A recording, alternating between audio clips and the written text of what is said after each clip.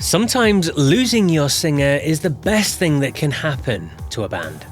From total meltdowns to new beginnings, these 10 acts swapped frontmen and somehow became even more successful.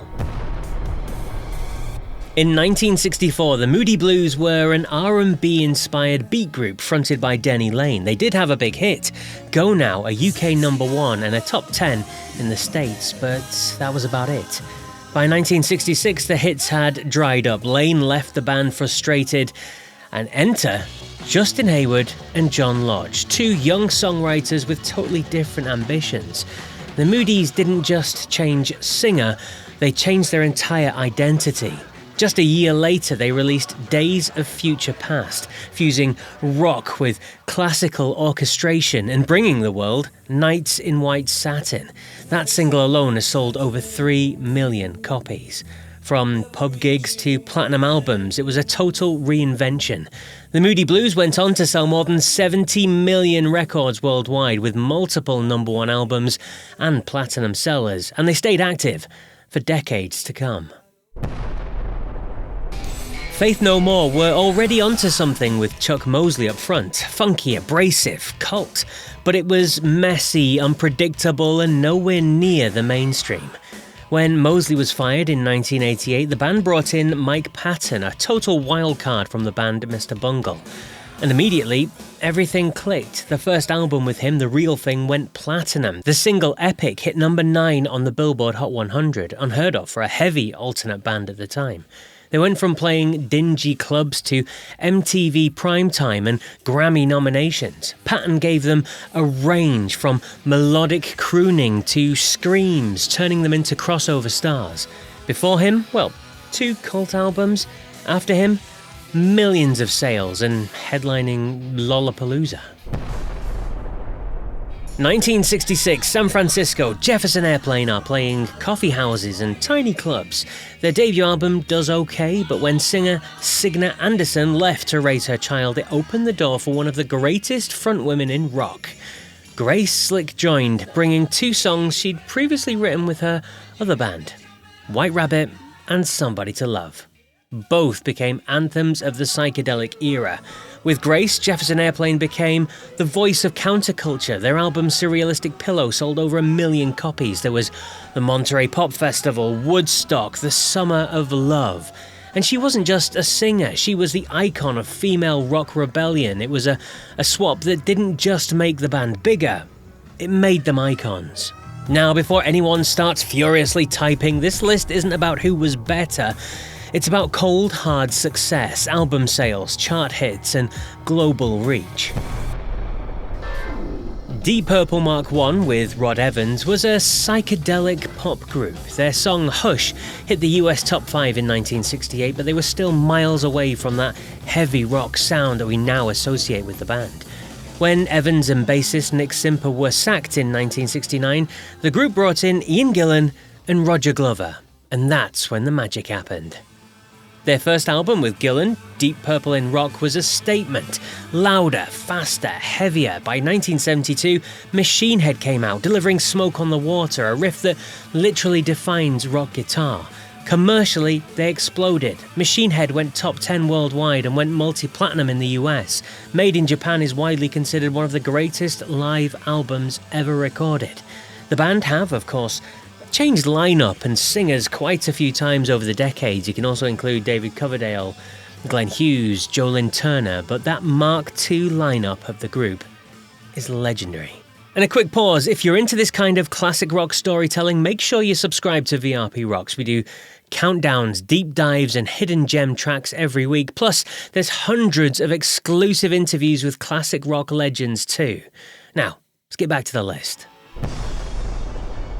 Journey started in the early 70s as a spin-off from Santana, amazing musicians, and some albums that landed around the 100 mark on the US album charts, but that was it. By 1977, they realized they needed a frontman who could take them into stadiums. They tried Robert Fleischman, but that didn't work out. And then came Steve Perry. His soaring tenor turned them into chart gold. His first album with the band, 1978's Infinity, went multi-platinum, as did Evolution and Departure, and then came Escape, 10 times platinum US seller featuring Don't Stop Believin', Who's Crying Now, and Open Arms. Before Perry, no top 20 singles. With Perry, 7 top 10 hits, 75 million albums sold. It just shows you that getting the right voice can change everything. In 1980, Iron Maiden's debut album stormed the UK charts. It was raw, punky, with Paul Di'Anno snarling his way through it. It went top 5, in fact. But by the second record, tensions and lifestyle issues took their toll. Killers was a great record, but it only peaked at number 12, and apparently Di'Anno was ushered out as his vocal abilities weren't up to par, but there were rumours that his drug abuse didn't sit well with the band either. Then, enter a young singer from the band Samson, Bruce Dickinson. He joined the band in 1981 and everything changed. He had the power, range and charisma. He was the final piece of the puzzle. Their next album, The Number of the Beast, went to number 1 in the UK, cracked the US top 40. Sales leapt from gold to multi-platinum, and Maiden became the biggest heavy metal export that Britain had had since Black Sabbath. Sales records show 130 million plus shipped worldwide. They also managed to do something that seemed almost impossible for heavy metal bands. They had a number 1 single here in the UK, Bring Your Daughter to the Slaughter, topping the charts in 1990. Bruce helped them conquer America, headline Donington, and fill arenas for decades. Di'Anno built the foundations, Dickinson created the empire. Few bands have reinvented themselves more times than Fleetwood Mac. They started in 1967 as a straight-up blues outfit led by guitar legend Peter Green. They had hits as well, likes of Albatross and Oh Well, big in the UK, but by the early 70s the band were falling apart. Green left in 1970 due to mental health struggles. Danny Kirwan was fired in 1972 and the revolving door of members began to spin with the group in chaos. Enter Stevie Nicks and Lindsey Buckingham, who agreed to join the band on New Year's Eve 1974, and within months, everything changed. Their self-titled Fleetwood Mac album in 1975 sold 7 million. Then Rumours, 40 million copies, one of the best-selling albums in history. 4 top 10 singles, Grammy wins, and global superstardom all followed. Of course, it wasn't just the music, though. It was the drama, the breakups, the affairs, the tension, all feeding into those lyrics that it seemed everyone could relate to. They went from a British blues outfit to one of the defining pop rock bands of all time, all because of a lineup shift that nobody saw coming. In the early 1970s, Genesis, fronted by Peter Gabriel, were prog rock royalty. They were ambitious, theatrical, and utterly unique. Gabriel didn't just sing the songs, he performed them, complete with costumes, masks, and surreal stage stories. Albums like Foxtrot, Selling England by the Pound, and The Lamb Lies Down on Broadway are still considered classics, critically acclaimed and hugely influential. But in 1975, Peter Gabriel announced he was leaving. Fans feared it would be the end. After all, he was the face of Genesis. But rather than panic, the band quietly auditioned new singers, and after months of searching, they realised they had the perfect candidate. He was already behind the drum kit. Phil Collins stepped up to the mic. The first album with him, A Trick of the Tail, was an immediate success, and it actually outsold the previous Gabriel-era album. It proved that Genesis wouldn't just survive, they could thrive.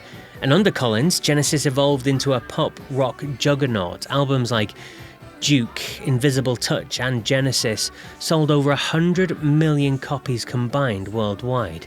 They went from playing in theatres to selling out Wembley Stadium. In purely commercial terms, Genesis with Collins went from a cult prog outfit to a global stadium powerhouse. Very few lineup changes carry the emotional weight of this one. In February 1980, tragedy struck. AC/DC's frontman Bon Scott, the voice of High Voltage, Let There Be Rock and Highway to Hell, died after a night of heavy drinking. He was just 33 years old. The band were devastated, of course, and for a moment it looked like AC/DC could perhaps be finished. But months later, they found a new singer, Brian Johnson, a Geordie with a rasp that could peel paint off the walls, they regrouped, went into the studio, and recorded Back in Black. The result?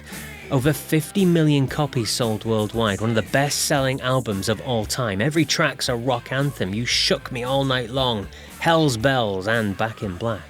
Before Bond's death, AC/DC were rising stars. Highway to Hell had gone gold in the US, but after Brian joined, they became global icons. For Those About to Rock hit #1 in America. The Razor's Edge went 5 times platinum. I know there are many people, as I see them in the comments here on the channel, that refuse to acknowledge the Brian Johnson era. A lot of people prefer Bon Scott's output with the band, and that's okay. But purely on commercial terms, AC/DC moved into a whole new level with Brian Johnson. And before I reveal the last one, let me know in the comments what bands you think I could have included. Who would you have on your list that I've not selected? Let's kickstart the discussion. Oh, and don't forget to hit the like button, the subscribe button as well, so you never miss any more classic rock content. Right, let's find out number 1. In the mid-60s, Syd Barrett was Pink Floyd, the visionary, the songwriter, the frontman. But by 1968, mental health struggles made it impossible for him to continue. The band quietly brought in David Gilmour, and within months, Barrett was gone. It could have ended there, but instead Pink Floyd transformed. With Gilmour's musicianship and Roger Waters' growing creative control, they became one of the most successful bands ever. Dark Side of the Moon sold 45 million copies, The Wall close to 30 million. Between those ones, you have the likes of Wish You Were Here, Animals and Division Bell, that's another 50 million probably. With Syd, they were cult favourites of the underground scene, but after him, they were the soundtrack to the 20th century. Barrett lit the spark, Gilmour and Waters set fire to the world.